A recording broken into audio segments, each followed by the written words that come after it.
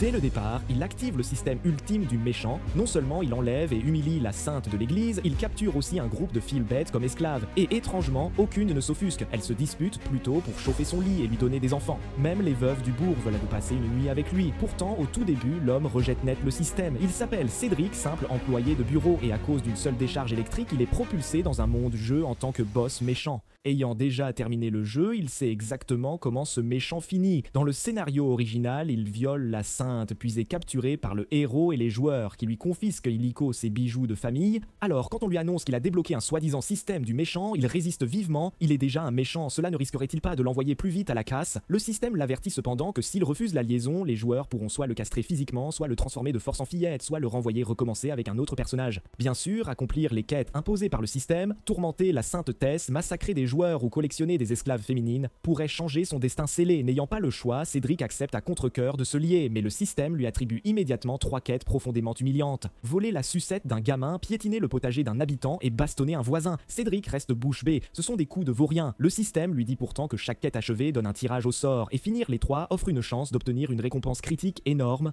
Pour la récompense, Cédric ravale sa colère et part en ville avec son vieux serviteur Alfred. Bientôt, il repère un gamin rondouillard tenant une sucette. Bon, c'est toi. Cédric tente toutes les combines pour lui soutirer la sucette, mais l'enfant refuse net et se met à hurler. Cédric n'a aucune patience pour les morveux qui chouinent. Il amadoue le gosse en promettant 2 sucettes contre une. À peine a-t-il fini de parler que le système le prévient de ne pas se faire avoir. Visiblement, on ne la fait pas au système. Cédric se ressaisit. Il arrache la sucette de l'enfant et la lèche bruyamment, slurp après slurp. Tout le monde reste bouche bée. Le seigneur vole la sucette d'un gamin. Quelle honte! Oubliez la foule, même Cédric en a assez de cette quête ridicule. C'est embarrassant, pire que d'embêter des filleuses bestiales. Au moins, la première quête est enfin bouclée. Ensuite, il part pour une ferme en périphérie et, sans un mot, se met à piétiner les champs. Avant de partir, il jette négligemment quelques pièces d'or par terre, le visage plein de dédain. Stuart Alfred a l'air perdu. Le seigneur a-t-il perdu la tête? Pourquoi s'en prend-il à son propre peuple? Ce qu'Alfred ignore, c'est que Cédric vient de trouver une faille dans le système. Les pièces qu'il a jetées valent bien plus que toute la terre agricole. Les paysans devraient le remercier, pas le haïr.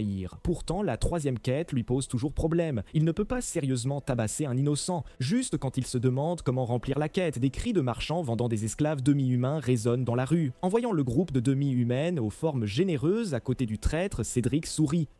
Une idée audacieuse germe aussitôt. Il ordonne à ses hommes d'arrêter le marchand d'esclaves et de lui coller une bonne raclée. Stuart Alfred annonce aux habitants que le seigneur Cédric vient de décréter que humains et demi-humains doivent cohabiter en paix. À l'instant où ces mots sont prononcés, l'attitude de tous bascule en faveur de Cédric. À l'intérieur, il est aux anges. Il ne s'attendait pas à ce qu'Alfred soit aussi perspicace, lui donnant à la fois réputation et profit en un seul coup. En bonus, il récupère tout un groupe de demi-humaines. La nuit promet d'être blanche, mais avant ça, il y a quelque chose de bien plus important à régler. La récompense critique promise par le système. Après avoir bouclé les 3 quêtes, Cédric débloque enfin son premier tirage. Ding, félicitations, hôte, vous avez obtenu une belle armure, une cuirasse brise dragon. Ding, pour avoir complété les 3 quêtes, vous avez déclenché une récompense critique triple. Récompense montée en armure de rang héros, plaque paladin triomphante. L'équipement de rang héros est incroyablement rare dans le jeu. Cédric meurt d'envie de l'enfiler et veut l'essayer tout de suite. Arrivé au terrain d'entraînement, il retrouve Alfred et lui propose un duel d'entraînement. En tant que chevalier de la Terre, la force d'Alfred n'est pas à prendre à la légère. Mais après quelques échanges, il découvre avec surprise que son jeune maître, qui ne le battait pas avant, peut désormais lui tenir tête. Ils s'affrontent du jour jusqu'au crépuscule, et quand le sparring s'achève, Alfred le complimente aussitôt. Maître Cédric, avec votre armure et votre aura de combat, votre défense est de tout premier ordre. Franchement, il en devient jaloux. Ses flatteries sont de la musique à ses oreilles. Il s'imagine presque une ribambelle de filles demi-humaines venues l'acclamer, mais avant que le doux rêve ne commence, Cédric se réveille en sursaut. Et à ce moment, le système envoie une notification. Attention, des joueurs vont bientôt débarquer à Aubeville.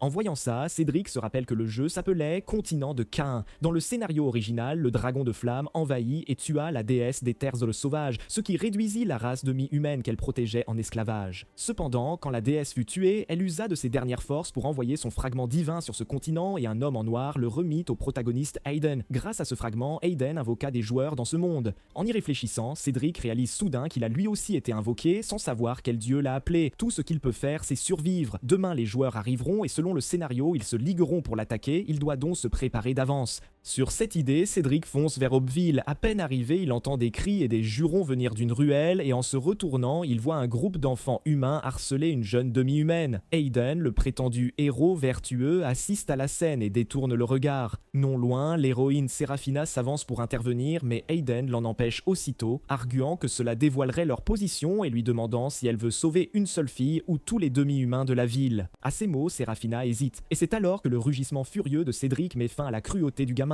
Il attrape l'un des mômes sur le champ et lui colle une bonne raclée. Tu n'as même pas encore de poils et tu embêtes déjà les autres? Vous n'avez vraiment rien de mieux à faire. Allez tous vous enrôler. Parmi la foule, l'expression de Serafina se trouble. Elle veut s'avancer pour remercier Cédric, mais Aiden la tire finalement en arrière et il frôle Cédric qui emporte la jeune demi-humaine blessée pour soigner ses plaies. Ding, joueur important détecté à proximité, mise à niveau temporaire du système réussi. Cédric est aux anges. En ouvrant le panneau, il découvre une nouvelle option de visualisation. Il peut désormais voir d'un coup d'œil les infos de n'importe qui. En même temps, la fonction d'acquisition de chaînes du destin se débloque. Chaque fois qu'il échappe à une mort certaine, il gagne une chaîne du destin. À 6 chaînes, il peut sceller l'enfant du destin Aiden et le tuer. À cette idée, les yeux de Cédric s'illuminent d'excitation, mais avant qu'il ne puisse sabrer le champagne, le système envoie une autre alerte. En tant qu'enfant du destin, Aiden ne peut pas être attaqué activement par l'hôte. Le faire exposerait votre identité et déclencherait l'effondrement de la ligne temporelle. En revanche, il n'y a aucune restriction sur les autres joueurs. L'hôte peut les éliminer librement. Après lecture, Cédric réfléchit. D'après le scénario original, Serafina et Aiden vont bientôt invoquer un groupe de joueurs qui, avec leur aide, sauveront les demi-humains de la ville et s'empareront de la ville de l'Aube comme tête de pont à la frontière.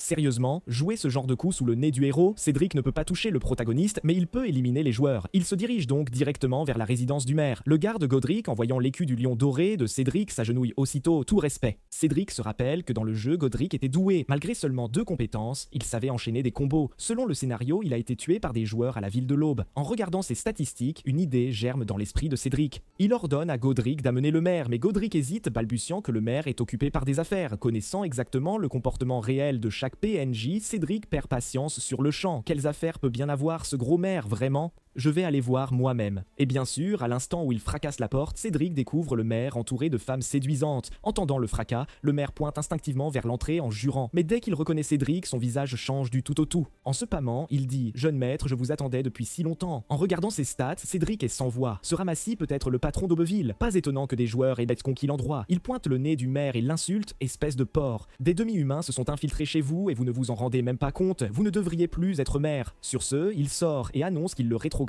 au rang de capitaine de la garde, pendant que l'ancien capitaine Godric est placé auprès de Cédric comme garde personnel. Merde, sale gosse, c'est parce que je ne t'ai pas envoyé de cadeau? Tu aimes les demi-humaines? Très bien, je t'envoie 100 d'entre elles. Il ordonne aussitôt à ses hommes de retrouver plusieurs belles filles mi-animales et de les livrer à Cédric. Tant que Cédric est satisfait, il croit pouvoir récupérer sa place. Après avoir ramené la jeune fille dans sa chambre, il ne peut s'empêcher de vouloir lui tapoter la tête plusieurs fois, mais il est surpris quand elle se réveille. La fillette sursaute, descend du lit et s'agenouille devant Cédric. « Pardon, monseigneur, je ne voulais pas salir vos draps. Ne tuez pas Laurie, s'il vous plaît. » Cédric pousse un soupir désolé. Mais est-il vraiment si terrifiant? Il rassure Laurie. C'est lui qui l'a sauvée. Il lui prépare alors une table entière de mets délicieux. Après 2 jours et demi sans rien avaler, Laurie engloutit tout ce qui se trouve sous la main. À ce moment, le système envoie un avertissement. Comportement de l'hôte non conforme aux standards du ténor du vilain. Arrêtez immédiatement ou subissez une punition. En voyant ça, Cédric n'est pas du tout inquiet. Système, mon pote, même si je l'ai sauvé et je la forme pour en faire un pion qui trahira joueur et héros au moment crucial. Même un chien en secourait la tête. Contre toute attente, le système trouve cela parfaitement raisonnable. Il donne à Cédric 3 nouvelles quêtes, inflige un traumatisme psychologique à 10 joueurs ou plus, oblige Laurie à aller lui tenir chaud au lit et humilie le protagoniste, Aidan. Devant ça, Cédric perd totalement les pédales. Laurie est si jeune et vous voulez qu'elle lui tienne chaud au lit. Putain de système, vous êtes humain au moins. En voyant la colère de Cédric, Laurie juge ses manières à table trop grossières et retire prestement le pilon de poulet à moitié mangé. Noble seigneur, je n'ai pas faim à manger le vous. Cédric reste sans voix. Quelle gamine prévenante, et le système veut qu'elle chauffe son lit. Bon, en tant que méchant, il devrait quand même se comporter en méchant. Laurie, tu n'avais pas dit que tu voulais me rembourser. J'ai justement besoin d'une femme de chambre personnelle. À partir d'aujourd'hui, tu resteras chez moi pour te faire bien voir de Cédric. Le maire lui a expressément acheté plusieurs jolies filles demi-humaines. Malheureusement, il tombe sur Aiden et sa troupe venue libérer les demi-humains. Entendant le tumulte dehors, Cédric sort. Sa présence écrasante fige immédiatement tous les joueurs. En tant que seigneur méchant du jeu, Cédric est un colosse de niveau 44 et Downtown n'est qu'un village de départ. Les joueurs misent coup sur le protagoniste Aiden, mais Aiden n'est pour l'instant que niveau 11. Par souci d'honneur, Aiden n'a d'autre choix que d'avancer et de crier sur Cédric. Cédric ne lui accorde même pas d'égard, il invoque directement l'avatar de son âme martiale et abat Aiden sans pitié. Le lion doré balaie soudain d'une énorme griffe.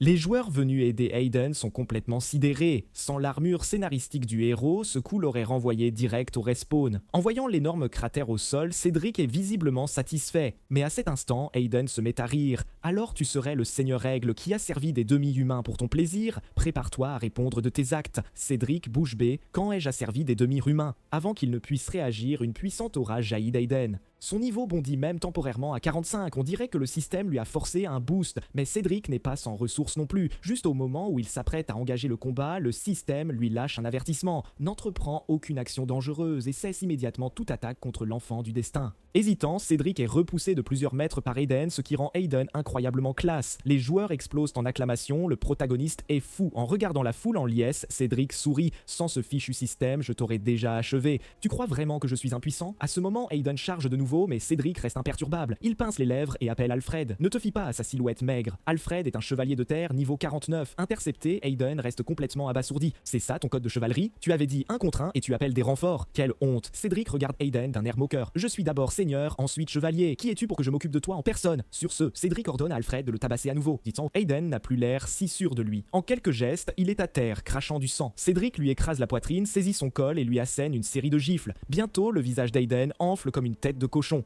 Je suis d'humeur clémente aujourd'hui, je vais épargner ta misérable vie, dit Cédric en partant avec Alfred, laissant un groupe de joueurs abasourdis. Bientôt il ramène Laurie au manoir du seigneur, mais avant qu'il ait pu lui faire visiter le château, une servante surgit d'un tournant et le jette dans ses bras. Mon petit maître Cédric, ça fait si longtemps, tu as tellement grandi, s'exclame Madame Chris, sa nourrice d'enfance, venue exprès parce qu'on lui a dit qu'il était devenu seigneur. En se dégageant de son étreinte, Cédric sent la tête lui tourner. Ce n'est plus un bébé à nourrir, pas besoin d'autant d'enthousiasme, dit-il, puis il présente Laurie à Madame Chris. Elle sera désormais sa servante personnelle et il espère que Madame Chris saura la former. La vieille a tout de suite saisi le message. Elle s'accroupit, touche la joue de Laurie et promet de bien la former. Pendant ce temps, la rumeur du passage à tabac d'Aiden se propage. Certains prétendent même qu'Aiden serait le fils illégitime de Cédric, ce qui met Aiden hors de lui. 10 ans à farmer des monstres et personne n'en a rien à faire. Et puis, du jour au lendemain, on apprend que je suis le fils de quelqu'un et tout le monde sait, Seigneur Aigle, moi, Aiden, je vais vous déchirer en pièces. Attendez seulement. Après avoir installé Laurie, Cédric fait chercher un prêtre en ville pour l'examiner. À la surprise générale, le prêtre de l'église refuse de venir pour la soigner et va jusqu'à insulter les demi-humains, les traitant pire que des chiens. En entendant ça, le visage de Cédric s'assombrit. Un simple prêtre ose défier mes ordres, on dirait bien que l'église ne me prend pas au sérieux. Il frappe la table et ordonne à ses hommes d'aller chercher Alfred au plus vite. Il va encercler l'église. En sortant de la pièce, Cédric tombe sur Laurie, fraîchement sortie du bain, et sa mignonne silhouette réveille aussitôt un désir brûlant dans son bas-ventre, digne de Madame Chris qui l'a élevée. Elle connaît parfaitement ses goûts. Après avoir brièvement demandé des nouvelles de l'état de Laurie, Cédric sort nonchalamment une fiole d'eau de vie et lui dit de la boire sagement. Puis, une fois parti, Madame Chris se penche près de l'oreille de Laurie et murmure « On dirait que le jeune maître t'aime vraiment, petite Laurie. » Le visage de Laurie devient tout rouge. Comment est-ce possible? Madame Chris, s'il vous plaît, ne plaisantez pas. Je ne plaisante pas du tout. L'eau de vie que vous tenez vient de la source de vie de la cour des elfes. C'est la seule chose sur le continent de Cain qui soigne, et elle est extrêmement précieuse.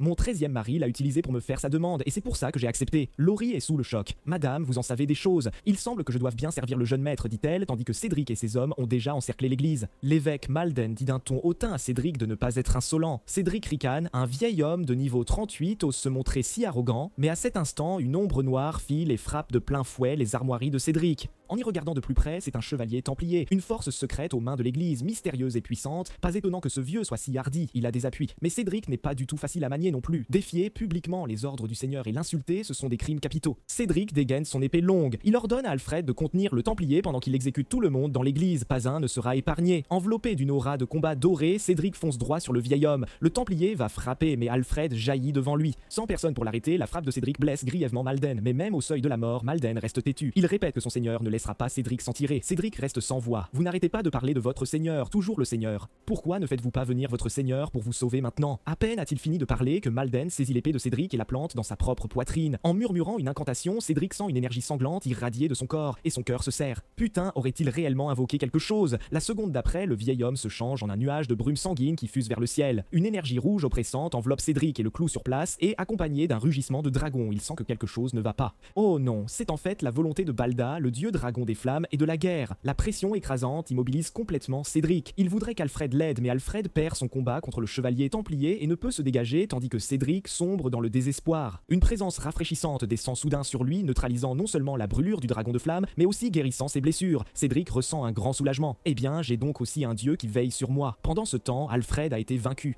Grâce au panneau du système, Cédric découvre que ce templier a été modifié et ne ressent aucune douleur. Pire encore, il peut activer une compétence berserk pour se transformer en loup-garou. Alfred panique en voyant ça, mais Cédric remarque que le berserk n'est qu'une compétence temporaire. Une fois le temps écoulé, ils peuvent donc gagner. Cédric et Alfred foncent tous deux sur le loup-garou. Dès l'engagement, Cédric active un bouclier doré pour encaisser leur attaque en tenaille. Le loup-garou sait que plus ça traîne, plus il consumera sa force vitale. Dans un rugissement furieux, avec pattes avant et arrière, il déchire le bouclier de Cédric d'une griffe tandis que sa patte arrière projette Alfred comme un projectile. Se tournant vers Cédric, il lui attrape le cou et le soulève. J'allais te livrer à sa sainteté, le pape, mais j'ai changé d'avis. Je vais te dévorer. Le visage de Cédric reste impassible, son poids...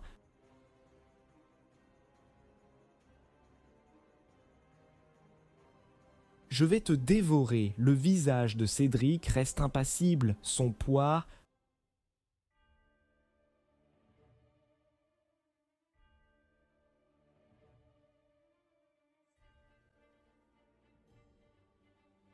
Je vais te dévorer. Le visage de Cédric reste impassible. Son poids...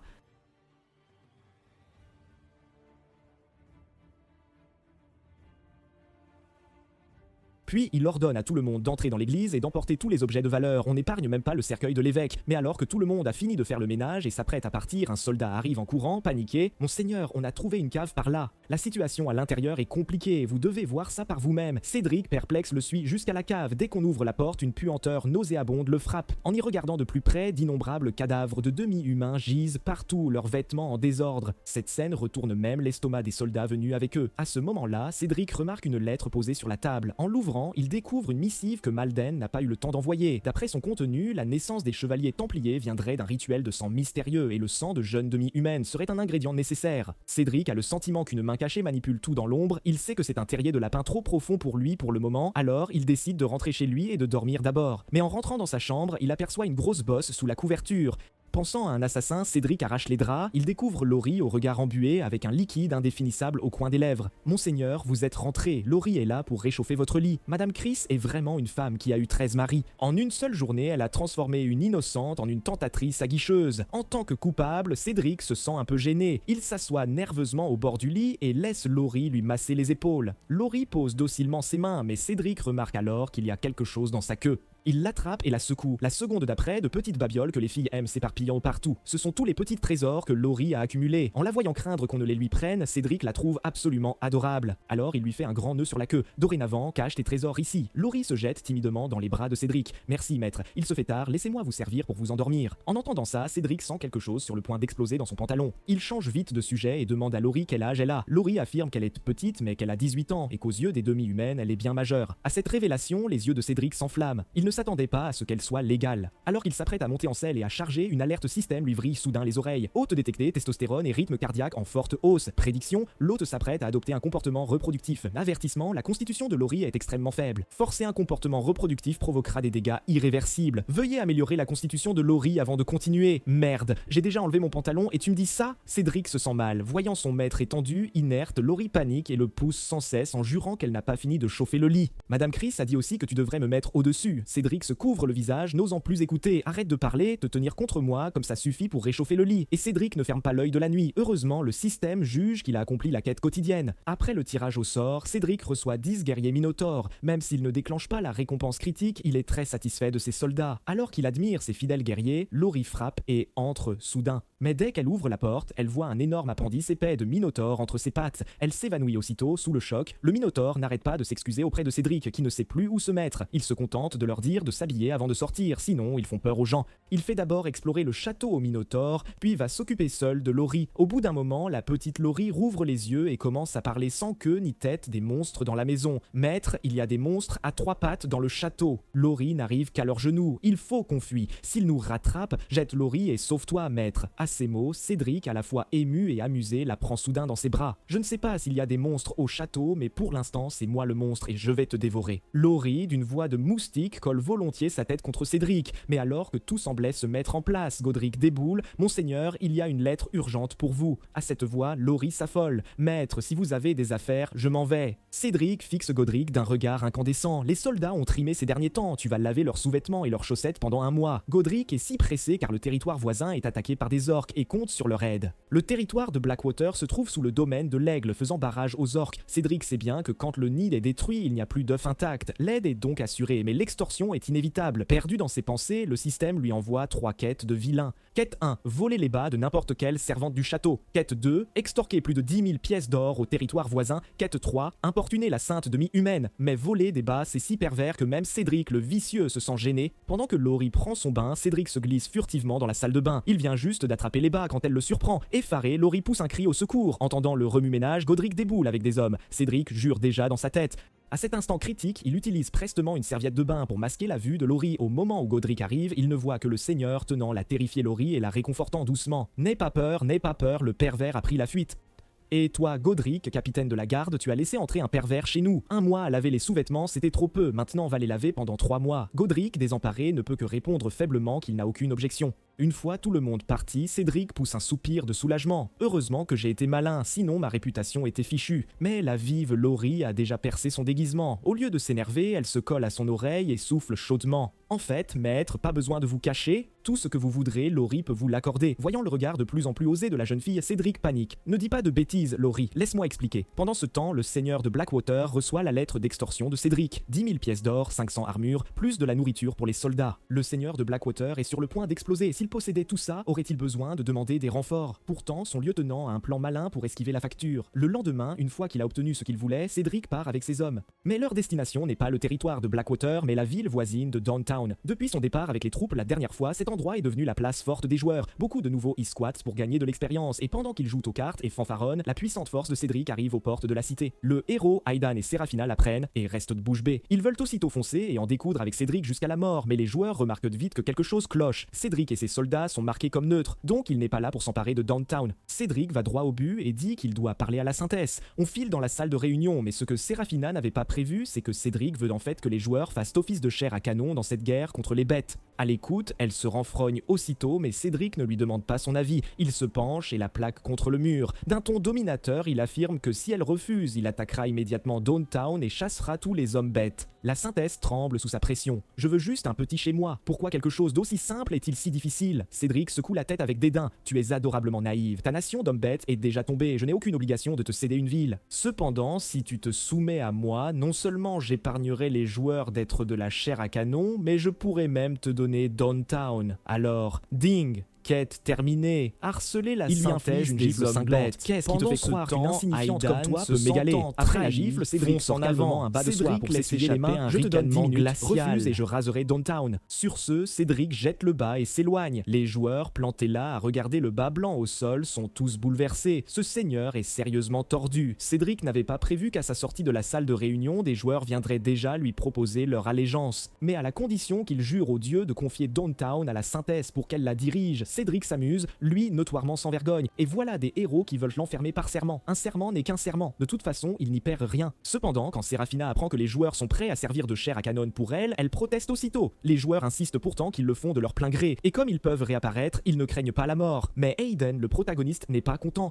Même si les joueurs peuvent réapparaître, ils seront considérablement affaiblis ensuite, ce qu'on appelle perdre des niveaux. À l'écoute d'Aidan, les joueurs s'en fichent et lui montrent le majeur. Putain, trop facile à dire pour lui, le protagoniste idiot. Si ce n'était pas pour la saintetesse, nous serions déjà passés du côté du méchant. Voyant la situation réglée, Cédric se détend complètement. Il relève le menton de la sainte et la rassure. Qu'elle ne s'inquiète pas, il reviendra vainqueur avec ses hommes. Au même moment, les joueurs reçoivent une quête de la part de Cédric. En voyant ça, il esquisse un sourire. Il ne s'attendait pas à ce que ce fichu système soit vraiment utile. Il ordonne alors à toute son armée de marcher. Bientôt, Cédric conduit ses soldats sur le territoire de Blackwater. Après avoir récolté des renseignements auprès du seigneur de Blackwater, Cédric emmène aussitôt ses hommes vers l'endroit le plus suspect, le village d'Ironstone. Comme il le pensait, la force principale de l'armée bestiale se cache dans ce village. Certes, Certes, les bêtes sont nombreuses, mais ces avant-gardes de gobelins ne sont que de la chair à canon fragile. La vraie menace, ce sont plus de 1000 fantassins bêtes et environ 60 cavaliers loups cachés dans ce village. À cet instant, un homme bête surgit de l'autre côté de la rivière, hurlant des propos incompréhensibles à l'adresse de Cédric. Cédric reste complètement perplexe. Alors que le subordonné du seigneur de Blackwater s'apprête à traduire, Cédric le repousse d'un geste. Pas besoin, il saisit un arc tout près et décoche une flèche en plein sur l'homme bête. Avant qu'il n'ait pu réagir, la flèche lui transperce le crâne. Cet acte est sans aucun doute une déclaration de guerre. Les forces bestiales se rassemblent sur le champ et se jettent sur les troupes humaines. Le seigneur de Blackwater panique, mais Cédric ordonne calmement aux archers de tirer. Avec la magie de soutien du corps des mages, les volées de flèches explosent parmi les bêtes comme des missiles. Mais à cause de leur nombre, la charge de front ne contient que des gobelins de bas niveau. Quand les puissants soldats bêtes apparaissent, le camp des joueurs peine immédiatement à tenir la ligne. Voyant cela, Cédric réquisitionne directement tous les chevaliers du seigneur de Blackwater. Il active ensuite sa barrière radieuse, empilant des améliorations sur tous les chevaliers. Sur l'ordre de Cédric, il charge en tête et se fraye rapidement un chemin jusqu'au chef des bêtes, dont l'aspect féroce promet un affrontement ardu. Mais à sa surprise, un seul coup d'épée envoie le chef valser. Il pensait les hommes bêtes redoutables, mais il n'y a presque aucun défi, jusqu'à ce que le chef esquisse un sourire sinistre et sorte une flûte blanche de sa poitrine.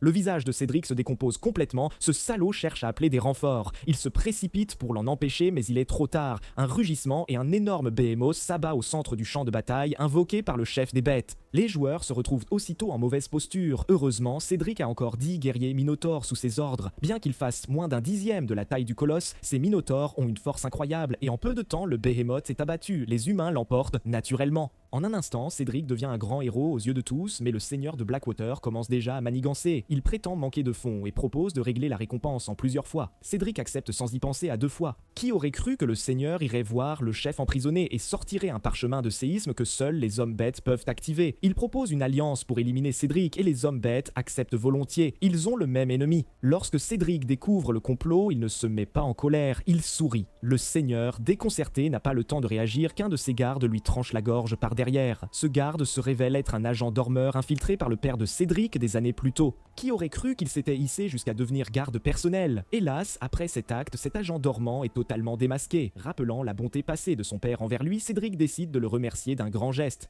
Il confie donc à Alan que les Templiers utilisaient le sang de vierge en peau d'abeille pour leur sacrifice. À l'entendre, Alan affirme devoir repartir immédiatement pour le royaume et après l'avoir raccompagné, Cédric pile méthodiquement le trésor du seigneur de Blackwater. Plusieurs chars chargés d'or défilent dans les rues, les joueurs sont verts de jalousie. Pendant ce temps, Cédric reçoit aussi la récompense du système, l'essence primordiale capable d'éveiller le pouvoir de lignée chez les êtres naturels purs, et le cheval de Cédric se révèle être un être pur. Ce voyage a été incroyablement profitable pour Returning to Downtown. Selon leur accord, Cédric doit transférer la ville à la Sainte. Il pose la main sur le parchemin, l'instant d'après, un fantôme apparaît derrière lui. Cédric est stupéfait, c'est en fait la bénédiction de la déesse de l'ordre. Il ne s'attendait pas à ce qu'il y aille aussi fort. On dirait que je vais vraiment leur clouer le bec. Mais à ce moment, la Sainte en face de la table sent soudain son cœur s'emballer et son corps chauffer. Pourquoi le seigneur du domaine de l'aigle dégage-t-il une aura si réconfortante? Oh non, je ne peux pas me retenir, la Sainte balance inconsciemment sa queue et l'instant d'après elle se jette dans les bras de Cédric. En voyant la Sainte agir comme si elle était en chaleur, tout le monde reste bouche bée. Il se précipite pour la tirer en arrière, reprenant ses esprits, le visage de la Sainte devient cramoisi. Comment ai-je pu avoir de telles pensées indécentes? Le simple fait d'être près de lui réveille chez elle cet instinct de reproduction primitif qu'ont les animaux, la Sainte est profondément honteuse. Elle n'aurait jamais imaginé que tout venait de l'essence primordiale en Cédric. Après avoir relu l'accord et n'y avoir trouvé aucun vice, la Sainte signe. L'instant d'après, le fantôme de la déesse apparaît au-dessus d'eux. Sous le regard de la déesse comme témoin, la Sainte devient la mère de la ville de l'Aube. Tout le monde pense que c'est une fin heureuse, mais Cédric change soudain de ton et rappelle à la Sainte de ne pas oublier son devoir municipal, lui verser des taxes. La Sainte est stupéfaite. Tu ne m'as pas cédé la ville de l'Aube. Pourquoi dois-je encore payer des impôts? Cédric sourit en coin. Je te l'ai bien donné, mais n'oublie pas que la ville de l'Aube est un fief vassal de mon domaine. En tant que maire, tu as des obligations. En réalisant la vérité, la Sainte éclate en sanglots sur place et les joueurs derrière elle traitent Cédric de sans-gêne. Voyant cela, Aiden s'avance de lui-même. Il sent que son heure de briller est venue. Il hurle qu'il veut un duel équitable contre Cédric. Au départ, Cédric refuse de se donner la peine d'écouter ce rugissement vain, mais de façon inattendue, le système lui attribue 3 quêtes. Vaincre Aiden en duel singulier, faire pleurer la Sainte des bêtes et l'embrasser de force. Cédric est amusé, ça met vraiment de l'huile sur le feu pour le groupe de protagonistes. C'est un peu tordu, mais j'adore. D'un sourire mauvais, Cédric pointe la Sainte. J'accepte ton duel, si tu perds, tu me la remets. À l'entente de ça, Aidan panique. Le visage se tordant, il se place devant la Sainte pour la protéger. Absolument pas. Voyant ça, Cédric baisse la note. Très bien, donne-moi juste 5 minutes avec elle, mais Aidan refuse toujours. Tu te fiches de moi? 5 minutes me suffisent 8 fois. Absolument pas. Voyant Aidan dévoiler ses limites, la Sainte lui effleure le bras et murmure doucement. Aidan accepte. Je crois que tu peux gagner. Puisque même la sainte le dit, Aidan ne peut que serrer les dents et accepter. Bientôt, les deux arrivent sur le terrain de duel. Même s'il est le protagoniste, sa force pâlit vraiment face à Cédric, qui combat sale en ne visant que le bas du corps à chaque attaque. Juste au moment où Cédric croit pouvoir dominer facilement, qui aurait cru qu'Aidan dégainerait une dague sournoise? Cédric esquive, mais il inhale par accident le gaz toxique qui suinte de la lame. Ses jambes s'affaiblissent et tout son corps manque de force. Voyant cela, Aidan bascule en mode berserk et lâche sa technique la plus puissante. Au moment critique, Cédric se remémore ses heures d'entraînement à l'épée enfant. Ce flash fait jaillir à nouveau son aura de combat. Un instant, les joueurs ne savent plus qui est le vrai héros. Cédric libère tout son pouvoir avec une lame incendiaire dévastatrice. Cela terrifie immédiatement Aidan, le protagoniste. Si cette énergie d'épée avait avancé 2,5 cm de plus, il aurait trouvé la mort sur le coup. La peur l'abat. Ses jambes fléchissent et il tombe à genoux. Je me rends. En entendant ça, la sainte panique, mais avant qu'elle ne puisse réagir, Cédric la serre contre lui. Petite, il est temps d'honorer ta promesse. Voyant l'air lubrique de Cédric, les joueurs protestent aussitôt, jurant de la protéger.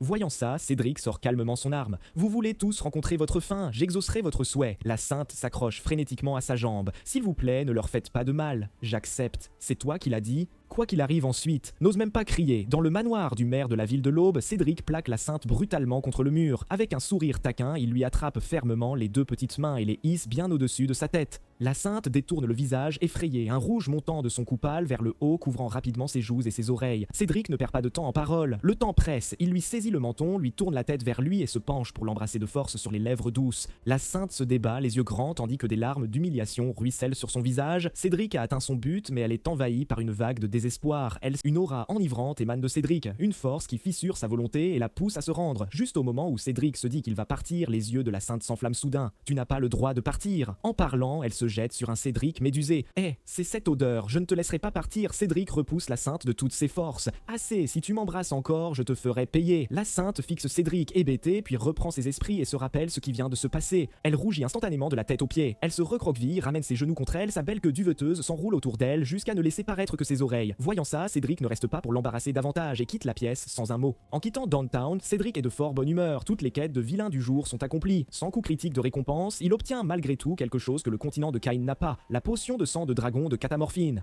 Il suffit d'en boire pour améliorer considérablement sa constitution physique. Après avoir lu la description du système, Cédric avale une fiole sans hésiter. Une brûlure parcourt ses membres et il se sent complètement déchaîné. À cet instant, le système notifie qu'une nouvelle fonction est débloquée. Les actions de vilain de l'hôte rapporteront des points de vilain échangeables contre des objets à la boutique mis à jour chaque semaine. Cédric est aux anges, ou avec ce cheat en poche, le monde est à moi. Pendant ce temps, Aidan, totalement trahi, arrive au manoir du maire pour réconforter la sainte Esthès. Mais dès qu'il entre, il se fait insulter et jeter dehors. Les autres joueurs voient la scène et chuchotent dans son dos qu'Aidan est inutile. À l'écoute des moqueries chuchotées, le regard d'Aidan s'assombrit peu à peu. Il rentre en hâte dans sa chambre, sort du tiroir une petite boîte de la taille d'une paume et hésitant et méfiant l'ouvre. À l'intérieur repose une étrange sculpture de crâne. Seigneur du domaine des aigles, tu m'as forcé la main. Cédric revient sur son territoire avec ses troupes. Avant même de descendre, il aperçoit Laurie et Madame Chris au loin. Il paraît que pendant sa campagne, Laurie l'attendait chaque jour sur les remparts. Ces mots touchent Cédric au cœur. Il pince doucement les joues de Laurie, la félicitant d'être si adorable et prévenante, puis la ramène dans sa chambre. Dès qu'il retire son armure, elle se blottit contre lui. « Maître, vous m'avez tellement manqué !» En respirant l'odeur familière de Cédric, Laurie sent tout son corps se détendre. Un rougeur remonte lentement de la nuque au visage. En voyant cette petite créature collante dans ses bras, Cédric, un peu dépassé, la repousse en grognant qu'il n'a pas pris de bain depuis 3 jours et qu'il empeste de la transpiration. Mais Laurie n'en a cure, elle paraît radieuse, affirmant que l'odeur du maître est douce et chaleureuse. Cédric, un instant médusé, suppose que c'est l'effet de l'essence primordiale et, pour en avoir le cœur net, lui demande si elle a déjà entendu parler des Beeskin et de l'éveil des pouvoirs de lignée. Laurie incline la tête, réfléchit sérieusement, un voile de nostalgie et de tristesse passant dans ses yeux. Elle raconte à Cédric que, enfant, son père lui disait qu'il y a plus d'une dizaine d'années, les Beeskin formaient aussi une race très puissante. Bien qu'ils ne puissent pas cultiver d'aura de combat ni posséder de talents magiques, ils pouvaient éveiller la puissance cachée dans leur sang en comprenant la nature. Mais cet éveil exige des conditions extrêmement rudes,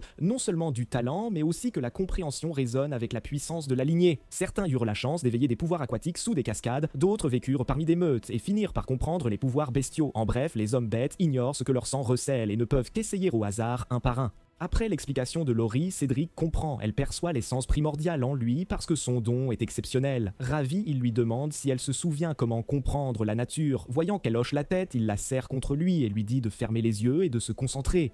L'instant d'après, une chaleur familière l'enveloppe, gagnant peu à peu tout son être. Elle semble voir une prairie foisonnante de vitalité. Sentant le changement en Laurie, Cédric s'emballe. On dirait un pouvoir de guérison. J'ai donc maintenant ma propre soigneuse.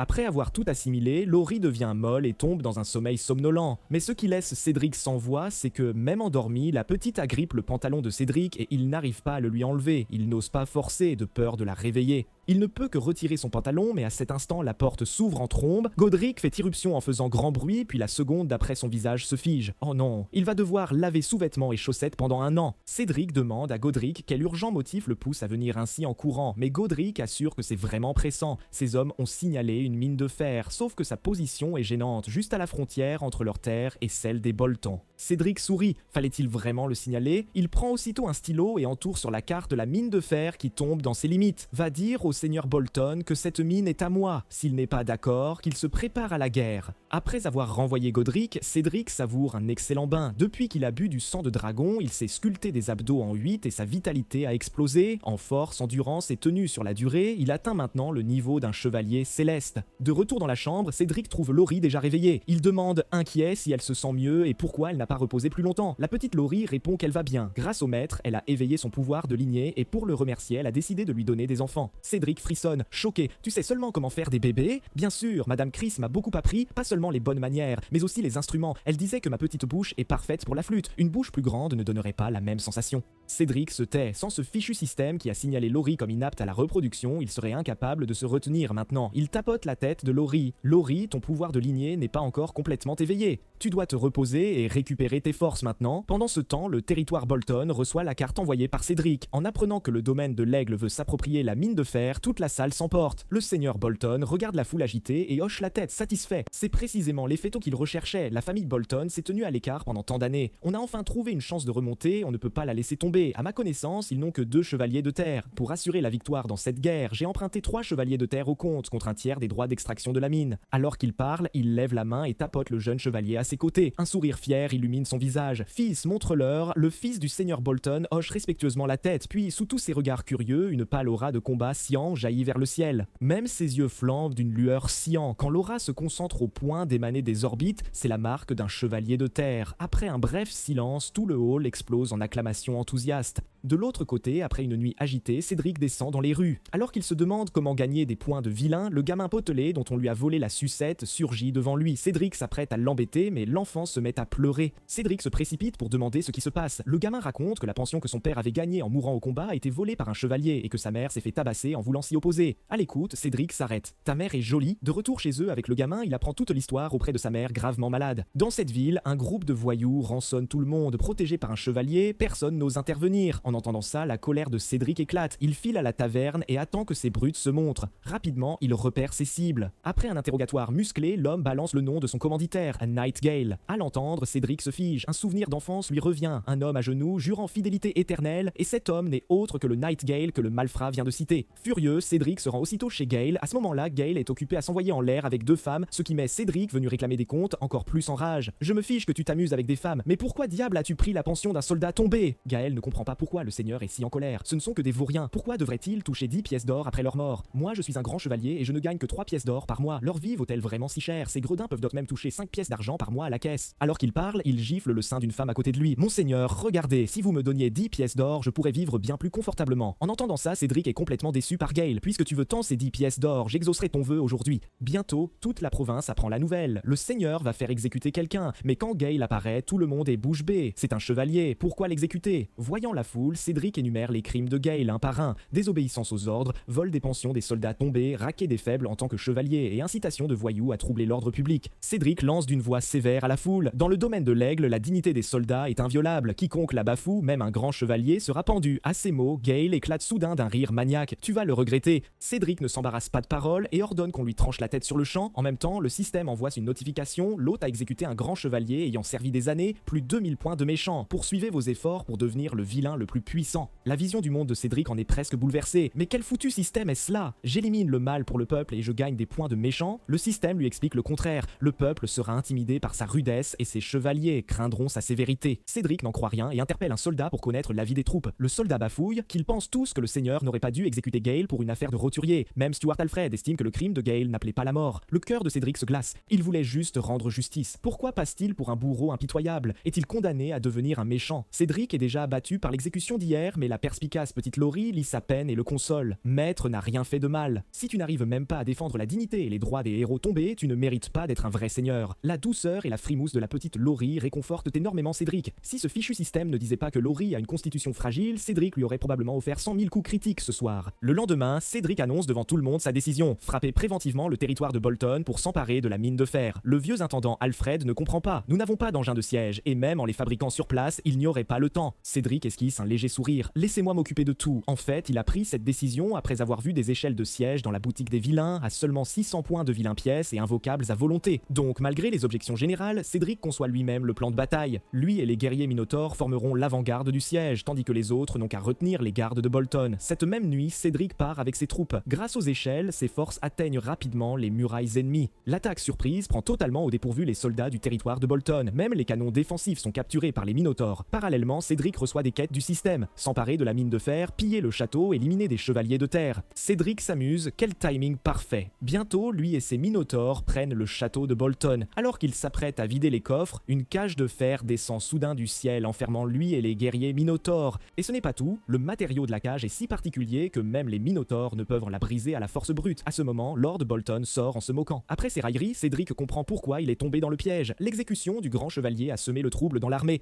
Quelqu'un n'était pas d'accord avec ses actes et est devenu traître. Pendant ce temps, les soldats de l'Aigle, chargés d'occuper la force principale, n'ont pas vu leur seigneur sortir. Le traître s'aperçoit aussitôt que Cédric est piégé et pousse tout le monde à battre en retraite. Mais Stuart Alfred déborde de courage loyal. Il se ferait seul un chemin dans le château. En voyant cela, Cédric est profondément ému. Hélas, Alfred n'est qu'un homme. Il est finalement submergé par le nombre et vaincu. Mais à ce moment, les habitants du domaine de l'Aigle forment une milice et viennent à la rescousse. Cela rallume l'esprit combatif des soldats sur le point de se replier. Tous se battent pour revenir au château et sauver leur seigneur. Voyant en même temps le vieux intendant Alfred en danger de mort, Cédric cesse de jouer et dévoile sa main. Je voulais juste vous faire enrager en restant un homme ordinaire, mais je n'ai récolté que moquerie et sarcasme. J'en ai fini de faire semblant. Je suis un chevalier céleste. En voyant ça, tout le monde reste bouche bée. Comment diable peut-on combattre une chose pareille? Après avoir repoussé les ennemis, Cédric va examiner les blessures d'Alfred et comprend combien un guérisseur est essentiel au territoire. On dirait que je vais devoir me concentrer sur l'entraînement de Laurie quand je rentrerai. Après avoir pris le territoire de Bolton, Cédric reçoit des récompenses système et la récompense de quête déclenche un coup critique. 3 molosses infernaux évoluent en un guerrier de feu infernal, leurs stats énormes et leur passif puissant comblent totalement Cédric. Après avoir présenté les guerriers de feu à tout le monde, Cédric les poste dans la fontaine pour garder le château. Mais la nuit même où ils sont installés, un groupe d'assassins arrive, des templiers de l'église venus non pas pour tuer Cédric ce soir, mais pour retrouver un vieil homme que l'église traque depuis des années. Bientôt, ils repèrent le vieil homme près du périmètre du château. Il connaît leur intention, sort sur le champ sa seule potion spéciale et l'avale. L'instant d'après, son corps se couvre d'une lueur cramoisie et sa force augmente de façon spectaculaire. Mais ce pouvoir se paie. Il brûle sa force vitale à grande vitesse. Bientôt, le combat est repéré par le guerrier de feu infernal. Pendant ce temps, Cédric, en pleine séance de tendresse avec Laurie, entend le vacarme dehors et, en voyant les Templiers, enfile aussitôt son équipement et rejoint la mêlée. Devenu chevalier céleste, ces Templiers ne lui résistent plus. Il les abat tous sans difficulté. À ce moment-là, Cédric remarque aussi le vieil homme. En vérifiant ses statistiques, il découvre que ce n'est vraiment pas un personnage ordinaire.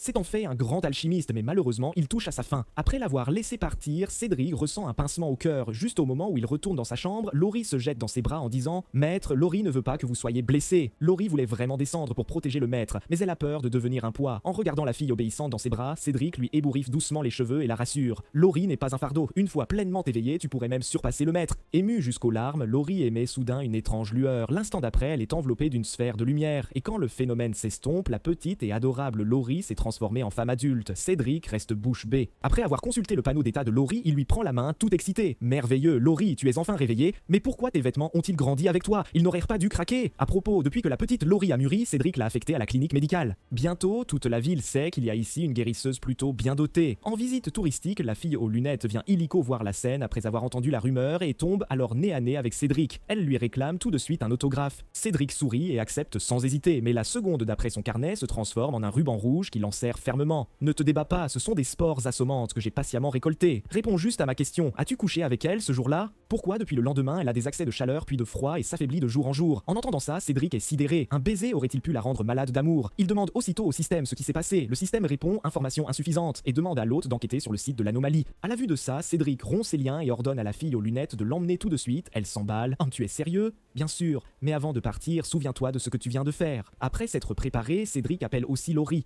Tous trois montent sur l'oiseau géant jusqu'au centre-ville. Oui, étonnamment, dès qu'ils atterrissent, Cédric reçoit une série de notifications système. Anomalie détectée chez l'enfant du destin Hayden. Anomalie détectée chez la sainte des bêtes. Aucun remède disponible. Lancement forcé du scénario phase 3. Enlever la sainte des bêtes. Durée de vie restante de la sainte, 2 heures. L'hôte doit exécuter immédiatement. Cédric est complètement déconcerté. C'est la première fois qu'il voit le système agir ainsi, mais la situation est urgente. Il n'a pas une seconde à perdre. Il abat sans pitié tous les joueurs qui lui barrent la route et retrouve rapidement la sainte malade. Comme l'avait dit la fille aux lunettes, son état est épouvantable. Cédric l'enveloppe dans une couverture et repart illico sur l'oiseau géant vers le château. Laurie essaie de guérir la sainte par la magie, mais l'aura maléfique qui émane d'elle la repousse. Laurie ne s'attendait pas à ce résultat. Son pouvoir ne suffit pas et désormais la seule issue est d'entrer dans son rêve pour la sauver, le moyen le plus rapide étant que toutes deux se connectent physiquement et fusionnent leur corps. En voyant la sainte allongée se tordre sans arrêt, Cédric rougit. Il va apparemment devoir faire un sacrifice. Pendant ce temps, dans le cauchemar, la sainte est entourée d'une bande de créatures grotesques. Au moment où son esprit se brise, elle a l'impression de sombrer dans l'océan, d'innombrables mains sombres la tirant vers le bas. À cet instant critique, une paire de mains puissantes la saisit soudain. En regardant de plus près, elle aperçoit Cédric chevauchant son oiseau géant, pénétré dans le rêve, ce qui la surprend. « Espèce de salaud, qu'est-ce que tu fiches ici ?» Cédric sourit malicieusement, puis claque vivement ses fesses délicates. « Je suis là pour en profiter, évidemment. » La sainte tremble de colère et saute de l'oiseau géant, mais en atterrissant, elle se tord la cheville. Cédric la serre joyeusement contre lui. C'est un rêve, comment pourrais-tu sentir la douleur? La sainte repousse Cédric en panique. Alors pourquoi toi, espèce de pervers, es-tu dans mon rêve? Pour te sauver, évidemment, la sainte reste désemparée. Mais pourquoi me sauverais-tu? Aucune raison particulière. J'ai peur que si tu meurs, on dise que tu es morte d'amour pour moi et je ne veux pas de ce reproche. Les taquineries de Cédric mettent la sainte en colère, mais avant qu'elle ne puisse le frapper, il lui attrape la main et s'enfuit. Pas le temps d'expliquer. Si on ne se dépêche pas, tu pourrais vraiment mourir. La sainte tente de se débattre, mais étrangement, cet homme qui adore la taquiner lui inspire un sentiment de sécurité inédit. Bientôt, ils arrivent devant une magnifique cathédrale. Cédric lui dit que c'est le lieu de sa peur la plus intense. Une fois qu'ils trouveront la sortie, ils pourront sortir du cauchemar. En voyant cet endroit, le corps de la sainte tremble involontairement et des images d'anciennes violences lui traversent l'esprit. Devant l'expression de la sainte, Cédric se demande ce qui peut autant l'effrayer, mais puisque c'est sa réaction, ils sont au bon endroit. Ignorant ses protestations, il la passe sur son épaule et fonce dans la cathédrale. Ce geste taquin parvient à diminuer considérablement la peur de la saintesse. Rapidement, ils mettent la main sur une statue. Et ce qui trouble la saintesse, c'est que la déesse des terres sauvages était jadis vénérée ici. Alors pourquoi l'effigie a-t-elle été changée pour ressembler à l'ancienne saintesse? Cédric compare en silence la taille des 2 générations de saintesses et ne peut s'empêcher de soupirer. Chaque génération paraît moins imposante que la précédente. Il entraîne la saintesse pour poursuivre la recherche de la sortie. Et peu après leur départ, la statue vénérée esquisse un sourire sinistre, ses pupilles virant au rouge sang. En y regardant de plus près, une marque de crâne cornu apparaît dans les yeux cramoisis de la statue, la même que sur la statue qu'Aidan avait sortie de la boîte. Cédric conduit la saintesse dans une pièce et en ouvrant la porte, c'est une salle de classe. À l'intérieur, une femme au comportement très étrange, Séraphina la reconnaît comme son institutrice d'enfance et en avait autrefois une peur bleue, mais quand la femme prononce son nom, elle avance vers elle sans s'en rendre compte. Cédric s'alerte et la femme lance soudain une attaque. Voyant cela, il lui assène un coup de pied dans l'abdomen. Elle s'arrête et ne réattaque pas, se contentant d'agiter sa baguette pour commander les enfants autour d'elle. Les enfants griffent leur pupitre de leurs ongles en poussant des cris perçants. Ce bruit, comme une pollution mentale, assaille les oreilles de Cédric et réveille la saintesse inconsciente, qui, en reprenant ses esprits, lui explique que c'est un souvenir de l'orphelinat et que Miss Mary a une faiblesse. Mauvaise vue, mais oui fine. À ces mots, Cédric plaque la saintesse contre lui. Après avoir esquivé l'attaque sournoise de la maîtresse, il lance d'un geste sec une pièce au loin, attirant aussitôt Miss Mary par le bruit et profitant de la diversion pour s'éclipser de la salle. À peine sorti, il chute dans le vide. Cédric retient la saintesse et se fait coussin humain pour elle, et c'est alors qu'il comprend que chaque pièce de ce rêve représente les souvenirs les plus terrifiants de Séraphina. Ils doivent trouver des portes et continuer d'avancer. Soudain, une silhouette élancée surgit derrière lui et en se retournant, Cédric reste bouche bée. Mais c'est pas moi ça, il a plutôt l'air benet et inoffensif et Cédric remarque que la poupée est sortie d'un passage souterrain.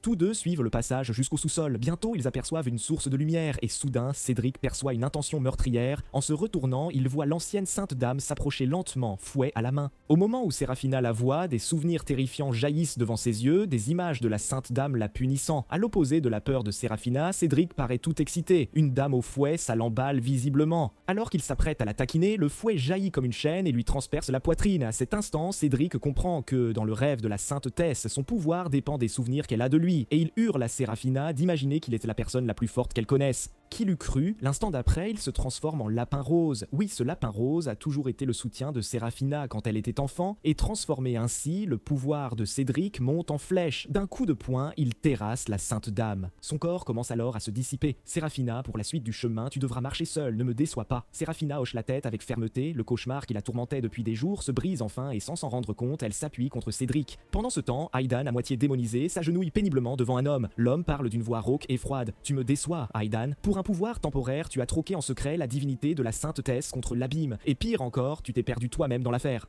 Tes actions stupides ont perturbé mes plans, je te donne une dernière chance. Si tu restes obstiné, ne m'en veux pas si j'emploie ton corps comme mon nouveau vaisseau. Pendant ce temps, pour avoir des enfants avec son maître, Laurie ôte sa tenue de bonne et revêt des bas noirs et une tenue d'infirmière.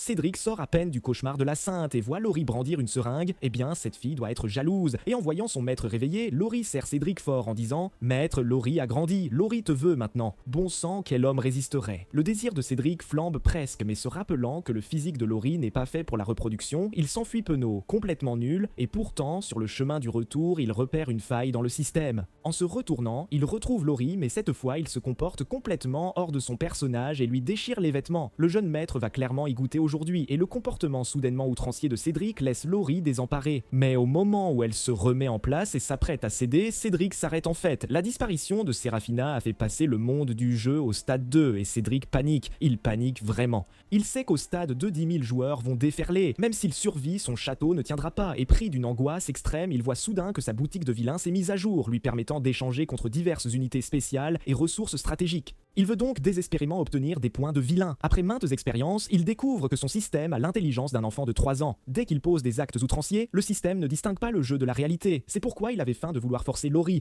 Et bien sûr, comme il s'y attendait, le système lui accorde 5000 points de vilain. Cédric commence alors à exploiter les failles. La petite Laurie ne comprend pas, mais tant que son maître est heureux, elle le satisfera, aussi pervers que ce soit. Rapidement, Cédric accumule assez de points pour acheter de nouvelles unités. Après avoir recruté un groupe de guerriers sacrés, il a enfin la confiance pour affronter les joueurs. À ce moment, le système lui envoie une mission de vilain, tuer 2000 joueurs, ramener au moins 500 joueurs au niveau 0 et écraser la vengeance d'Aiden. Cédric est ravi, mais bordel, n'est-ce pas des récompenses gratuites? Par précaution, il échange en boutique une potion de percée pour chevalier céleste et la donne à Alfred. Tout est prêt, il ne reste que l'étape finale. Imbécile, tendez la nuque et attendez-moi. Quand le jeu entre en stade 2, la quête pour soumettre Cédric s'ouvre. Accepter donne de l'expérience gratuite et achever, la soumission offre 8 récompenses différentes. De plus, comme plus de 5000 joueurs participent, toutes les caractéristiques reçoivent des bonus et les pénalités d'expérience à la mort sont réduites de moitié. Cela balaie toutes les inquiétudes des joueurs. Même si Cédric se donne à fond, les joueurs foncent encore indéfiniment contre les murs du château. Les regardant comme de la chair à canon, Cédric sent que ça ne peut pas durer, alors il se tourne vers les cristaux de résurrection des joueurs. À cet instant, il remarque aussi qu'Aiden brille d'une lumière dorée. Cédric comprend qu'il a augmenté sa puissance, mais la distance est trop grande pour que son panneau de statue le capte. Il fait intercepter Aiden par Alfred, ordonne au Minotaure de défendre le château et par lui-même avec le chef de Hellfire et les guerriers sacrés pour voler les cristaux. Bientôt les cris des joueurs résonnent sur le champ de bataille. Le majordome Alfred en vient aux prises avec Aidan. Ce qui surprend Aidan, c'est qu'en quelques jours seulement, Alfred a percé jusqu'à chevalier du ciel, et ça lui cause des ennuis. Une telle performance pathétique que même son marionnettiste n'en peut plus de regarder.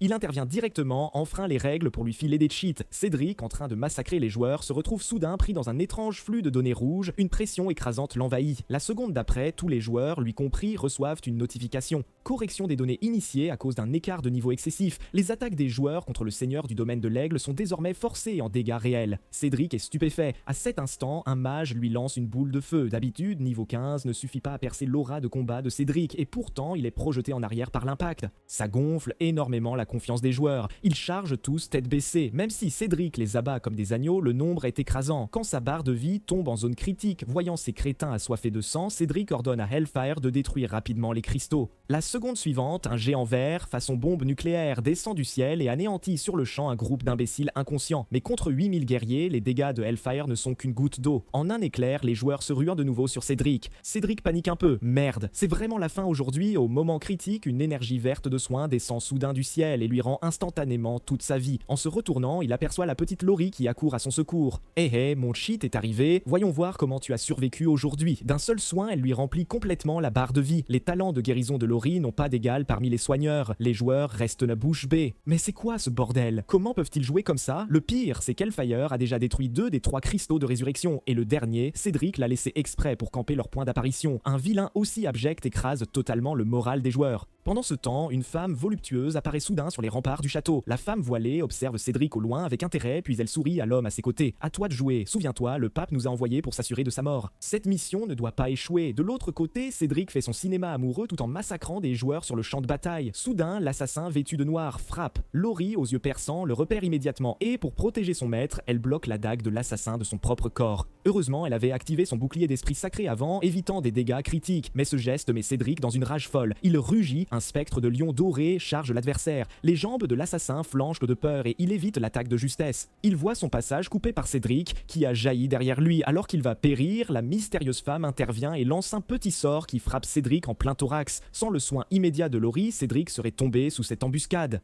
À présent, la femme passe elle aussi de l'arrière au front et, sous son commandement, l'assassin attaque à nouveau Cédric. Mais cette fois, avant que Cédric puisse réagir, plusieurs faisceaux d'épée jaillissent et foudroient l'assassin sur le champ. Tout le monde se retourne abasourdi. Celle qui a frappé, c'est la sainte éveillée Séraphina. Pas le temps d'expliquer. La mystérieuse femme lance déjà un sort contre Séraphina, mais la vitesse de la sainte éveillée s'est énormément accrue. Séraphina s'élève en un éclair dans les airs. La mystérieuse pense alors qu'elle ne fait que gagner du temps, confiante, et pourtant, la seconde d'après, Séraphina jaillit derrière elle et, d'un seul coup d'épée, la coupe en deux. Quel gâchis pour de tels atouts. Au loin, Cédric reste bouche bée. Est-ce vraiment la Séraphina qu'il connaissait? Comment a-t-elle pris autant de puissance? Et pourtant, Séraphina fait comme si elle ne le reconnaissait pas et fonce droit sur lui. Cédric peine à lever son épée pour parer. Mais au moment où leurs lames s'entrechoquent, Séraphina s'effondre soudainement dans les bras de Cédric. Les joueurs éclatent de colère. La sainte qui l'ont tant protégée gît maintenant dans les bras du méchant. Alors pourquoi continuer à se battre? Après la retraite des joueurs, Cédric ramène Séraphina au château. Il fait soigner Séraphina par Laurie. D'après le diagnostic, non seulement ses organes internes sont gravement endommagés, mais son âme est déchirée. Même guérie, elle mettra longtemps à s'en remettre. Et cela attriste profondément Cédric. Via le panneau du système, il voit que Séraphina a éveillé son pouvoir de sang d'abeille.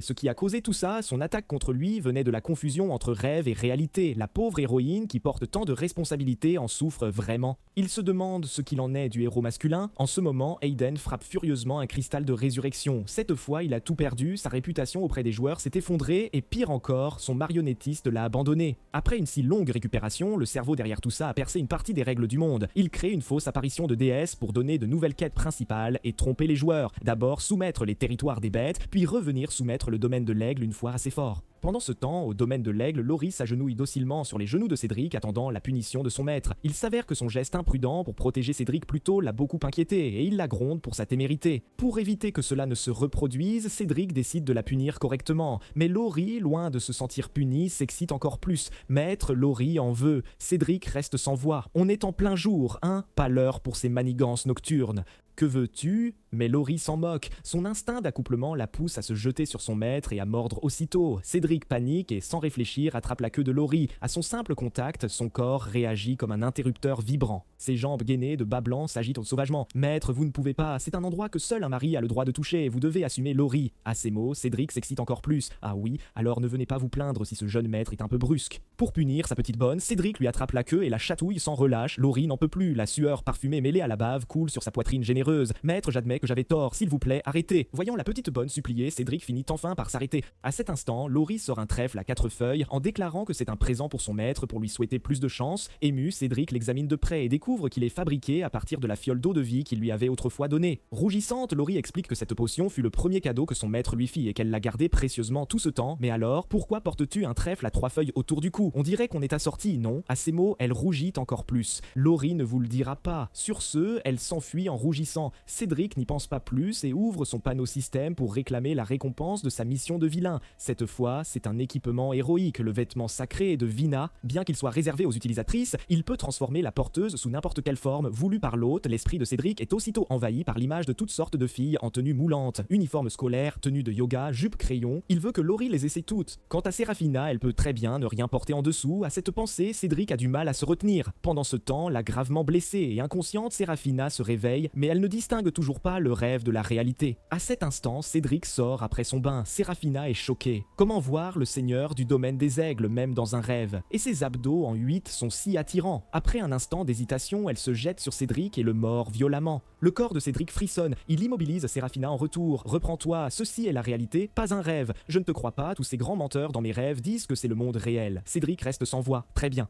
Très bien, tu veux jouer? Sur ce, il mord aussi Séraphina. Elle a l'impression d'un coup de foudre qui la traverse, la ramenant instantanément à elle, mais en repensant à son geste, elle se sent aussitôt profondément honteuse. À ce moment-là, Cédric reçoit une notification du système, quête annexe, enlever la sainte, déclencher, humilier la sainte. En voyant ça, il esquisse un sourire malicieux, ce fichu système, il m'a vraiment cerné. Sur ce, il lui presse vigoureusement l'endroit sensible. Le corps fragile de Séraphina tremble et elle, par réflexe, lui assène une gifle cinglante. Soudain, on frappe à la porte. « Maître, êtes-vous dans votre chambre ?» Laurie arrive. Alors que Cédric s'apprête à être intime avec Séraphina, Laurie pousse la porte et entre. Cédric sursaute et en se retournant, il constate qu'elle a disparu. Mais le nez fin de Laurie suffit. D'un petit reniflement, elle devine que Séraphina venait d'être là. Cédric ment vite, prétendant que Séraphina ne distinguait plus rêve et réalité et qu'il l'avait aidé. Il ignore que Séraphina se cache dehors, près de la fenêtre, comme une amante prise sur le fait, transie dans le vent glacé, sans corde de fuite. À l'intérieur, Laurie commence à faire la comédie. « Maître, le vêtement sacré de Vénus que vous m'avez donné est si confortable. On dirait que je ne porte rien. Vous ne me croyez pas? Regardez, sur ce, elle se transforme. Ce pull laisse le dos nu. Laurie est-elle sexy comme ça? Cédric en perd complètement ses moyens. Il lui ordonne vite de se tenir droite. Laurie tire la langue, sourire espiègle. Maître, un jour Laurie aura les courbes de Madame Chris, alors attendez-moi. En réprimant ses pensées coupables, Cédric persuade rapidement Laurie de dormir. Une fois cela fait, suffoquant sous la chaleur, il ouvre la fenêtre pour prendre l'air et se remettre les idées en place. À peine se penche-t-il qu'il voit Séraphina presque congelée comme un glaçon. Quoi? Tu n'es pas resté ici toute la nuit, si? À cet instant, Séraphina ne pense à rien d'autre. Elle se jette dans les bras de Cédric, cherchant sa chaleur. Ses yeux deviennent un peu troubles. Et voilà que Godric fait encore irruption dans le moment de Cédric. Cédric est sur le point d'exploser de colère. Pourquoi est-ce toujours toi à chaque fois que je suis excité? En réalité, Godric est pressé. Un envoyé secret est arrivé de la capitale royale. Après l'avoir reçu, l'envoyé Alan rapporte que le roi était mourant et que le pape complote pour s'emparer du royaume. La capitale royale est déjà assiégée par l'armée de l'église sainte. Et en à peine une semaine, ils ont abattu plusieurs chevaliers célestes de la Légion royale. L'armée du roi est au bord de l'effondrement. Pire encore, le demi-frère du seigneur Cédric, Hitley, a déjà pris parti pour l'église. Il complote maintenant d'attaquer le domaine de l'aigle pour tuer Cédric et éliminer tout problème futur. À l'entendre, Cédric se plonge dans ses pensées. Pourquoi tant de monde convoite ce maudit domaine? Serait-ce à cause des bisquines qui s'y trouvent? À ce moment, Alan sort une lettre et la tend à Cédric en disant que c'est tout le renseignement qu'ils ont pu rassembler dans la capitale royale et que tout est lié aux bisquines. À l'entendre, Séraphina s'agite. Cédric ouvre lentement la lettre. On y lit clairement les mots « Projet Paradis ». Il s'avère que le Projet Paradis que découvre Cédric est le sinistre plan de l'église pour capturer des filles bisquines.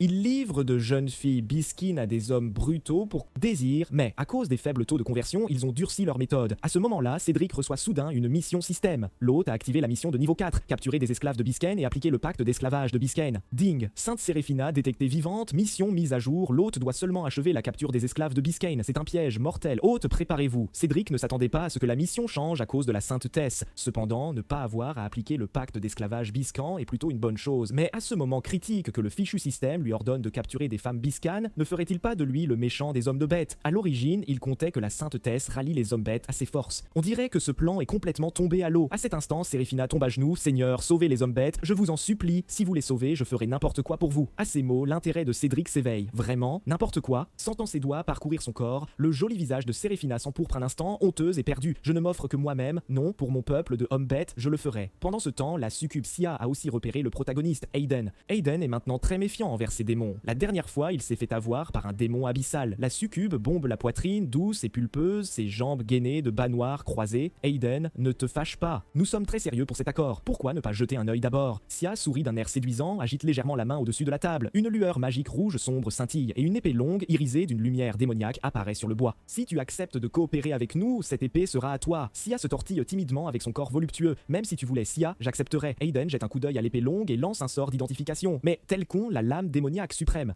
Imprégnée d'énergie démoniaque, cette lame gagne un tranchant préternaturel, capable de fendre les auras de combat et les barrières magiques. Elle exerce aussi un puissant effet de suppression sur les bénédictions liées à la lumière. Attention, dès que Batelquin se lie à son porteur, il doit consommer une âme pure tous les 7 jours, sinon il déchirera l'âme du porteur pour se nourrir. Aiden, après avoir analysé les caractéristiques de l'épée démoniaque, est intrigué. Sans tentative de percée restante et seulement un idiot de grade maître à son actif, il lui manque une arme à la hauteur de son vrai calibre. La lame est une belle trouvaille, ses défauts sont gérables. Quant aux les âmes, il peut les prélever sur n'importe quelle bête. Une belle lame, quel est votre prix? Voyant l'intérêt d'Aiden, Sia joue de ses charmes, balance ses hanches fines, elle vient s'asseoir sur ses genoux et le regarde avec un sourire provocateur. C'est simple, ronronne-t-elle. On a besoin de vous deux régulièrement. Livrez des hommes bêtes à la plateforme de téléportation abyssale, on en a l'usage. Sans silet, Aiden pose librement ses mains sur la taille de Sia et demande, curieux, pourquoi vous faut-il tant d'hommes bêtes? Puisque tu veux savoir, je vais te le dire. Nous avons découvert que les hommes bêtes renferment un pouvoir divin. Les capturer, c'est juste une question d'extraction. Très bien, je suis partant, mais ces conditions ne suffisent pas. Ajoute 2 généraux démons cornus. Il me faut plus de puissance pour frapper les tribus d'hommes bêtes. Qui l'aurait cru? La sainte des hommes bêtes, pure et noble, réduite à la simple servante personnelle de cet homme. Tout a commencé quand Cédric fit un marché avec la sainte. Il aiderait à sauver les hommes bêtes, mais seulement si elle devenait sa servante et suivait chacun de ses ordres sans poser de questions. Ce qu'elle n'avait pas prévu, c'était que le tout premier ordre de Cédric serait de capturer Biskin. Elle sait que Cédric agit ainsi pour empêcher Biskin de tomber dans le projet paradis de l'église, mais voir son propre peuple se faire traîner par des soldats la déchire. Son cœur souffre malgré tout. Après avoir laissé Downtown sous la garde de Seraphina, Cédric se rend à Greystone City avec Laurie à ses côtés, le territoire même du prince héritier. Le roi étant mort, Cédric, en tant que seigneur, a été invité au conseil pour décider de la suite. Dès leur arrivée à Greystone City, Cédric est frappé par la grandeur d'une vraie métropole. Des mages à chaque coin de rue, et même les nobles jouent à des jeux bien plus extravagants que lui. Des hommes bêtes sont promenés en laisse comme des animaux de compagnie, déambulant dans les rues comme si c'était normal.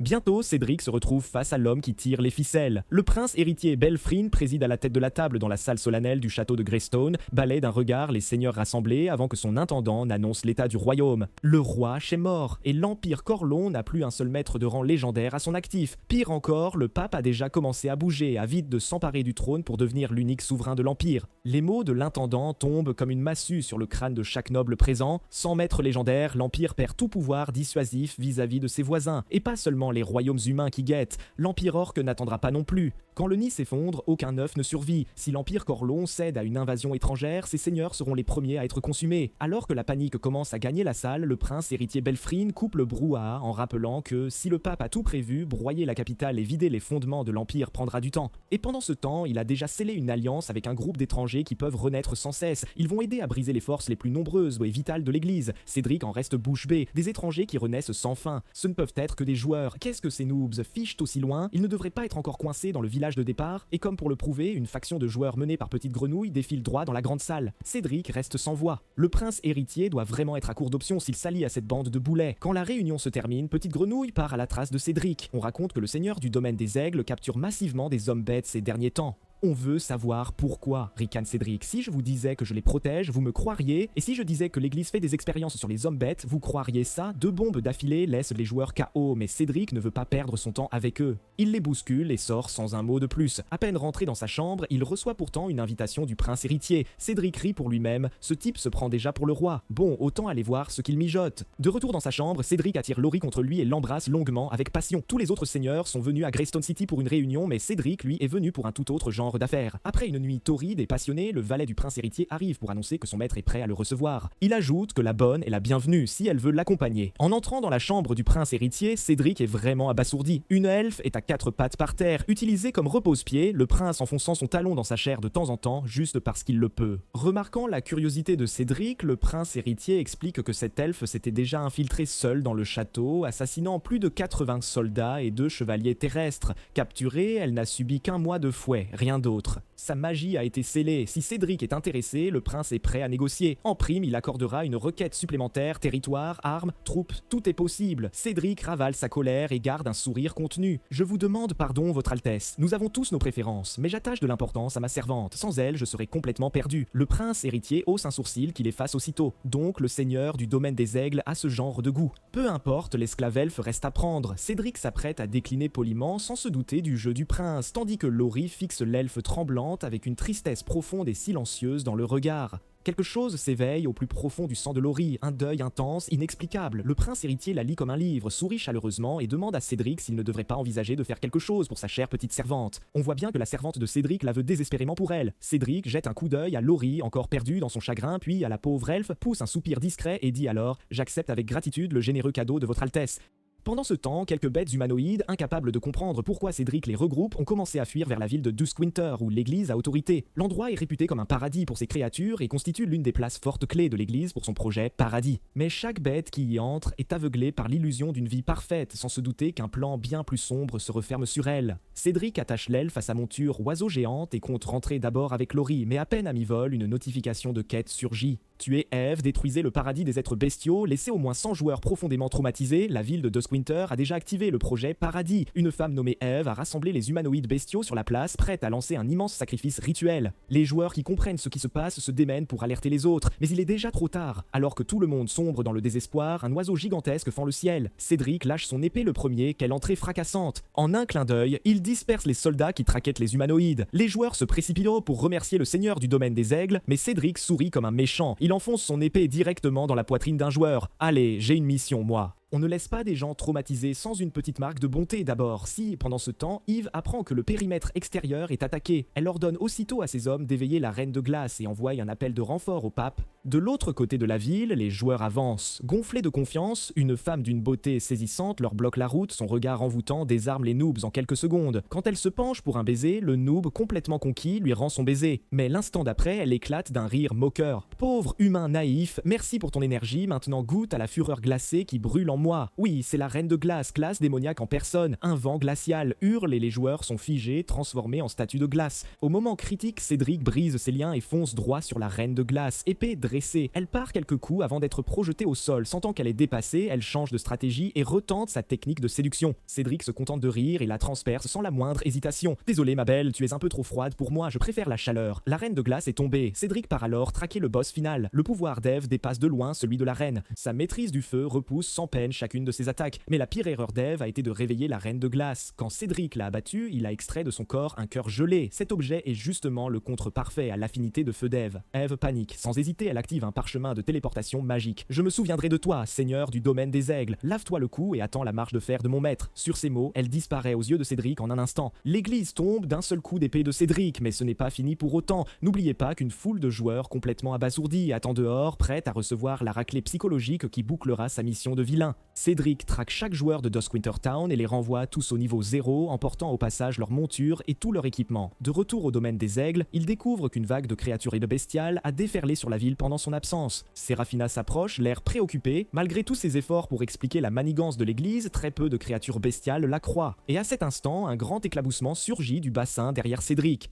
Il se retourne et voit un groupe de sirènes. Les yeux de Cédric s'illuminent, il est franchement impressionné. Il ne s'attendait pas à ce que Séraphina fasse quelque chose d'aussi exotique, mais dès que la sirène pose les yeux sur lui, elle transforme sa queue en jambe, jaillit du bassin et hurle à plein poumon. Ce type terrifiant est de retour. Cédric reste bouche bée, il n'a même rien fait. Et pour calmer les peurs, il demande à Séraphina de rassembler tout le monde. Les créatures bestiales sont complètement déconcertées. La sainte s'est-elle vraiment soumise au seigneur du domaine des aigles? Cédric les regarde murmurer, puis avec un large sourire, annonce qu'il les a réunis pour deux raisons. Premièrement, j'ai une dure vérité à révéler. Deuxièmement, je vais tester vos capacités une par une. Réussissez et vous aurez un emploi ici. Échouez et vous recevrez quand même une parcelle de terre. Belle manœuvre, transformer chaque créature bestiale en pion utile. Le seigneur du domaine des aigles connaît vraiment le jeu. Cédric annonce qu'il fera voter une loi pour protéger les droits et la sécurité de toutes les créatures bestiales. Puis révèle calmement qu'il a personnellement fondé Duskwinter Town, mais les créatures bestiales s'en moquent éperdument de la terre ou des lois. Il se retourne contre Cédric, l'accusant d'avoir détruit leur paradis. Cédric zappe la dispute et fait signe à ses hommes d'amener les survivants Beastkin secourus à Dustwinter. Avec le témoignage de leurs propres congénères, les Beastkin finissent peu à peu par croire ses paroles. Satisfait que la situation soit sous contrôle, Cédric confie les essais à Séraphina. Et donc, pendant que Laurie lui fait un massage, il commence à tester les Beastkin un par un. Pour ne pas gâcher sa soirée avec Laurie, il façonne une orbe de cristal spécial qui amplifie la portée de sa perception de l'essence primale. Quand Cédric laisse émaner son aura, toute la place est aussitôt baignée d'une lumière dorée. L'afflux écrasant d'essence primale jette les Beastkin femelles dans une frénésie sauvage. Même les mâles n'hésitent pas à vouloir se rapprocher de lui d'une manière très tactile. Cédric fait les yeux ronds, exaspéré. Sérieusement, qu'est-ce qui ne va pas chez eux? Aucun éveillé dans tout ce lot. À ce moment-là, une poussée d'énergie, comme une éruption volcanique, jaillit juste derrière lui. Il se retourne et découvre Nina, la fille qui l'a ramenée. Et elle n'est pas seule. La vasque à côté d'eux explose en gerbes d'eau. La sirène s'éveille aussi à son pouvoir de lignage. Après une matinée entière de dépistage, seulement 2 sur 800 Beastkin se sont éveillés. Un taux ridiculement bas, mais les deux affichent un potentiel énorme.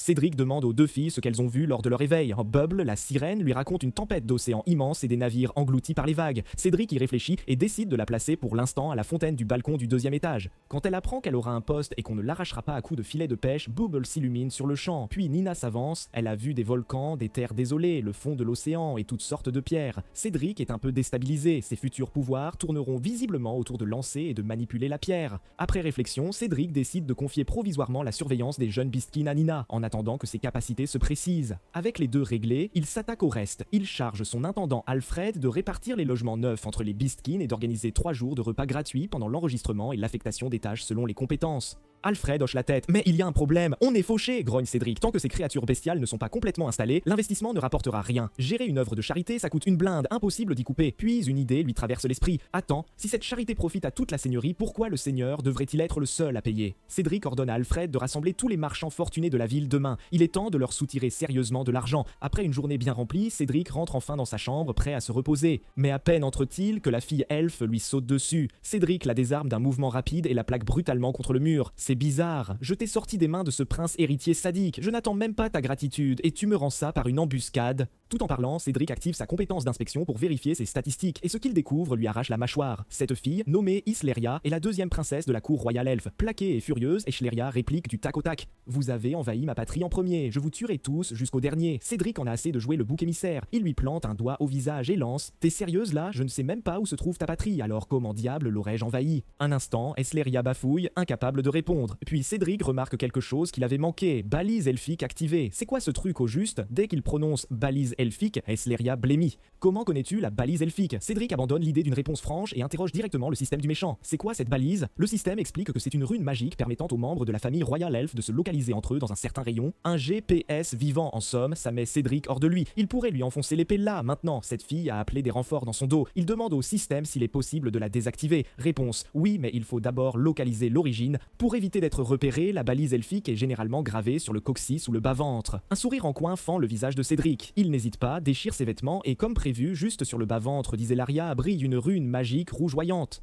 Cédric appuie dessus en marmonnant, donc ce truc doit s'éteindre à la main. Juste à ce moment, Laurie entre, un plateau d'eau à la main et se fige. En la voyant faire, elle se retourne pour partir. Cédric lui attrape le bras et bafouille une explication. La jalousie de Laurie se lit sur son visage boudeur. Tu n'as pas à te justifier. Avec qui tu passes la nuit ne regarde que toi. Laurie n'est qu'une servante, ce n'est pas mon rôle d'en juger. Cédric rit, gêné, et assure qu'il ne faisait que tenter de désactiver la balise elfique. Laurie s'approche d'Isleria, pas tout à fait convaincue, mais Isleria est rusée. Elle désactive discrètement la balise elle-même, puis se penche et murmure à Laurie qu'elle n'était là que pour livrer à manger, et dès qu'elle est entrée, Cédric lui aurait arraché ses vêtements. Loin de s'énerver, Laurie réplique avec force « Ça mon maître ne ferait jamais ». Cédric sourit pour lui-même, on dirait qu'Isleria doit recevoir une leçon. Il lui ouvre la bouche d'un geste et lui fait avaler une pilule rouge. Les yeux d'Isleria s'ouvrent de panique. « Qu'est-ce que tu viens de me faire avaler ?»« Du poison, bien sûr, tu ne me crois pas? Regarde ton bras. » Il enfle et devient rouge. Voyant son visage se décomposer, Cédric sourit aimablement et l'avertit que désormais, si elle dépasse les bornes, la pourriture la rongera de l'intérieur. Laurie a l'air perplexe. Pourquoi le maître est-il si implacable? Cédric lui explique que cette femme vient du cercle du prince héritier et on ne sait pas quelles sont ses véritables intentions. Laurie admet que c'est étrange. Quand elle avait touché Isleria au château, des images fugitives lui avaient traversé l'esprit. Mais depuis son retour des appartements du prince héritier, elle n'en retrouve plus la moindre trace. Cédric dépose un baiser léger sur le front de Laurie et lui donne des consignes précises. Dorénavant, elle reste avec toi. Fais coudre par Madame Chris une tenue spéciale qui laisse la balise elfique constamment à découvert. Elle n'a le droit de se déplacer que sur cet étage. Cédric dit qu'il n'y a pas une seconde à perdre, fais-le tout de suite. Il ajoute que Laurie doit emmener Seraphina avec elle car il fait nuit et ce n'est pas sûr d'y aller seul. Laurie conduit alors Eschleria vers la chambre de Seraphina.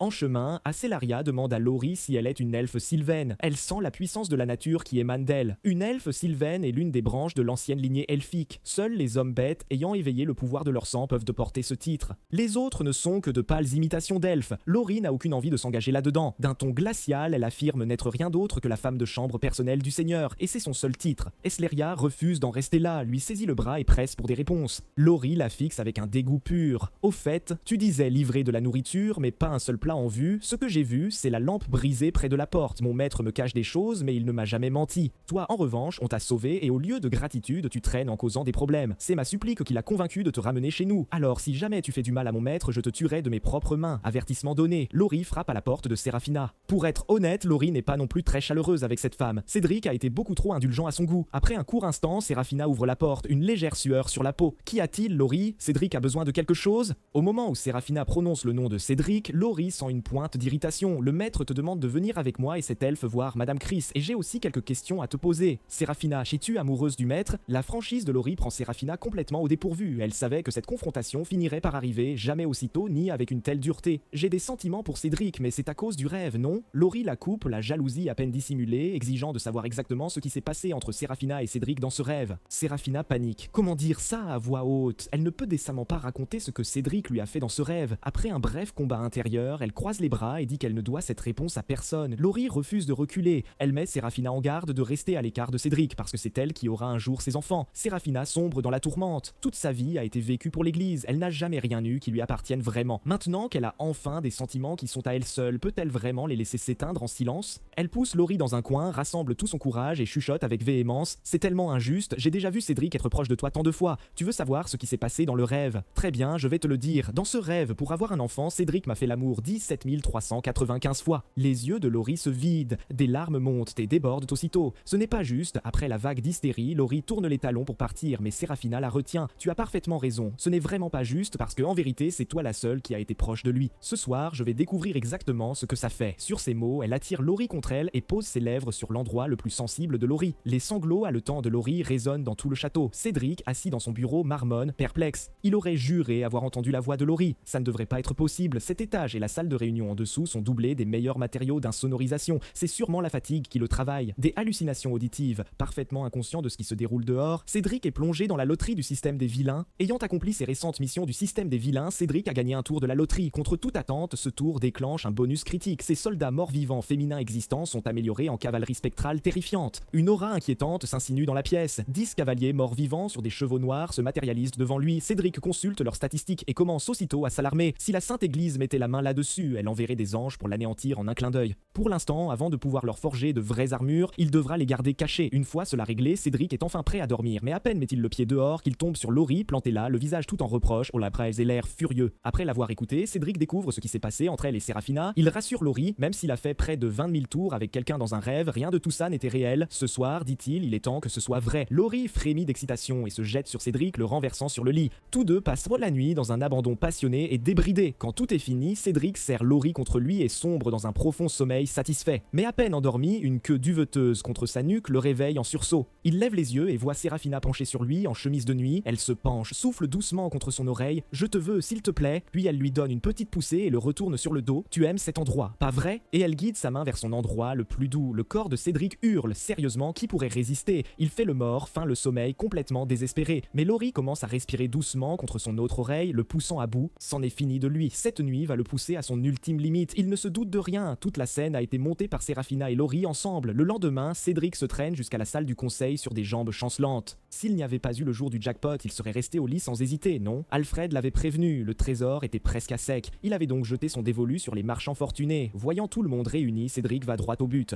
Il a récemment mis au point un tout nouveau produit appelé Parfum. Il compte le lancer sur le marché aristocratique. Les marchands n'avaient jamais vu pareille chose et leur curiosité est impossible à dissimuler. Une seule bouffée et on se croirait traversant un champ en pleine floraison. Voyant tout le monde conquis, Cédric expose son modèle économique. Il fait distribuer à Laurie la proposition qu'il a préparée. Les agents sont classés d'1 à 5 étoiles. Plus le rang est élevé, plus les droits de distribution sont importants et plus la réduction fiscale est généreuse. Et pour gravir les échelons, les marchands doivent investir d'avance auprès de Cédric. Ce coup laisse toute la salle de vache à lait vraiment bouche bée, pourtant confrontée à l'irrésistible attrait du marché du parfum. Beaucoup sortent leur porte-monnaie sans hésiter. Tout le monde ne paie pas pour une place 5 étoiles, mais ce tour remplit malgré tout les coffres de Cédric au-delà de ses attentes. Affaire conclue, il monte au balcon pour vérifier Bubble dans sa fontaine. Depuis qu'elle est postée ici, elle travaille aux côtés du guerrier du feu infernal. C'est une compagnie rude mais qui la laisse toujours toute rouge. À la vue de Cédric, Bubble s'illumine de joie. En réalité, Cédric est venu pour qu'elle tente une nouvelle immersion dans l'essence primordiale, voir si sa lignée d'hommes bêtes peut s'éveiller davantage. Bubble joint les mains et concentre tout son cœur. Cette fois, la vision qui vient est différente. Son peuple meurt et sombre au fond de l'océan. Son père apparaît, la pressant de fuir. Bubble sursaute en se réveillant et à travers la vision qui s'efface, elle n'entend que les derniers mots de son père « Fuis ». Ne deviens pas un réceptacle des dieux. Dès que ces mots sortent de sa bouche, ses yeux roulent et elle s'effondre. Cédric accourt, vérifie son panneau d'état, l'éveil de Bubble est complet. L'effondrement n'était que de l'épuisement après un éveil réussi. Mais qu'entendait-elle exactement par là, réceptacle des dieux? Cela pourrait-il être lié au pouvoir divin chez les hommes bêtes? La pensée déclenche une fulgurance de clarté dans l'esprit de Cédric. Bien sûr, les dieux ne peuvent pas marcher sur le plan matériel du continent de Kane. Ils sont liés à leur propre royaume divin, mais affamés d'adoration et de puissance, certains dieux n'hésiteront devant rien pour trouver un chemin vers le monde des mortels. Et les hommes bêtes qui portent une essence divine sont exactement le type de réceptacle qui peut le permettre. Pas étonnant que les royaumes des hommes bêtes aient été pris pour cible. Tout cela visait à voler l'essence divine et à compléter leur noyau divin. Si sa théorie tient, les hommes bêtes qui ont éveillé le pouvoir de leur lignée seraient les réceptacles parfaits pour lesquels les dieux se déchireraient. Laurie passe son bras autour du sien et demande doucement ce qu'il a en tête. Avant que Cédric n'ait pu répondre, Seraphina se colle de l'autre côté pour ne pas être en reste. En voyant les deux à ses côtés, Cédric sent la tension quitter sa poitrine. Quels que soient les desseins des dieux, tant qu'il respire, il n'autorisera jamais que les hommes bêtes autour de lui deviennent le réceptacle de qui que ce soit. Les choses deviennent vite très physiques. Séraphine est complètement dépassée. Cédric n'aurait jamais imaginé que chaque rapprochement intime avec les hommes bêtes lui vaudrait des points de méchant. Après 300 cycles de recherche acharnée, Cédric débloque enfin des casernes de niveau 2. Avec assez de points de vilain en poche, il construit l'Ermitage, une installation capable d'invoquer directement des prêtres de combat. Et en étudiant les stats de sa nouvelle unité, il se dit qu'il va devoir consacrer plus de temps de qualité à ses deux compagnons à peau d'abeille dorénavant. En parallèle, après avoir achevé la mission de conquête de la Sainte, le système lui accorde un tour de loterie supplémentaire. Cette fois, il obtient un éclat de cristal mystérieux et un œuf énigmatique, et en fixant le fragment bleu scintillant dans sa main, Cédric a le pressentiment qu'il provient d'un objet beaucoup plus grand. Et comme prévu, le collier au cou d'Aiden laisse échapper un craquement sec. Le fragment dans la main de Cédric s'est détaché directement de celui-ci. Et au même instant, une vague massive de joueurs reçoit une notification de déconnexion forcée. Mise à jour d'urgence du jeu. Pour enrichir l'expérience des joueurs, 500 nouvelles places sont désormais ouvertes pour rejoindre la faction du domaine de l'Aigle. Nouvelle classe disponible, bienvenue à bord, et de tout ce à quoi Cédric pouvait s'attendre, c'est bien la dernière chose qu'il imaginait. Une séance intime avec un être bestial, et voilà 500 recrues de plus. L'éclat de cristal qu'il a obtenu est en réalité un fragment du noyau divin de Malone, et celui qui le possède acquiert le pouvoir de recruter des joueurs. La majeure partie du pouvoir du noyau reste encore pour l'instant entre les mains d'Aiden, mais Cédric est confiant. S'il continue d'accomplir les missions du système des vilains, il rassemblera chaque fragment, le lendemain il rassemble tous les joueurs et énonce les règles du domaine de l'Aigle. Aux yeux de Médicis, la guerre arrive. Je renverserai la dynastie corrompue et j'érigerai un nouvel ordre. Chacun d'entre vous, appelé au domaine de l'Aigle, se tiendra à mes côtés quand nous recréerons ce monde dans le sang. Cédric parcourt la foule en effervescence du regard et se sent pleinement satisfait. Puis son ton change, mais vivre dans le domaine de l'Aigle implique de respecter les règles. Quelqu'un vous fera bientôt visiter les lieux. On vous expliquera très clairement ce que vous pouvez faire et ce qui vous tuera sur le champ. Il attribue aussi aux joueurs leur mission de progression. Avec autant de créatures bestiales fraîchement installées en ville, le chemin le plus rapide pour monter de niveau maintenant, c'est le bûcheronnage, l'exploitation minière et la construction. À peine a-t-il prononcé ces mots que chaque joueur reçoit une notification de changement de classe. 5 classes sont disponibles. Épéiste, chevalier, maître archer, guerrier sacré et avant-garde. Bien plus d'options que ce que propose le camp d'Aidan. Les joueurs se jettent à corps perdus dans leur quête de progression, débordant d'enthousiasme. En regardant la foule pleine d'énergie, Cédric laisse lentement un sourire s'étirer sur son visage. Vous vous êtes tous portés volontaires pour être mes pions. Ne venez pas pleurer quand je vous utiliserai au maximum.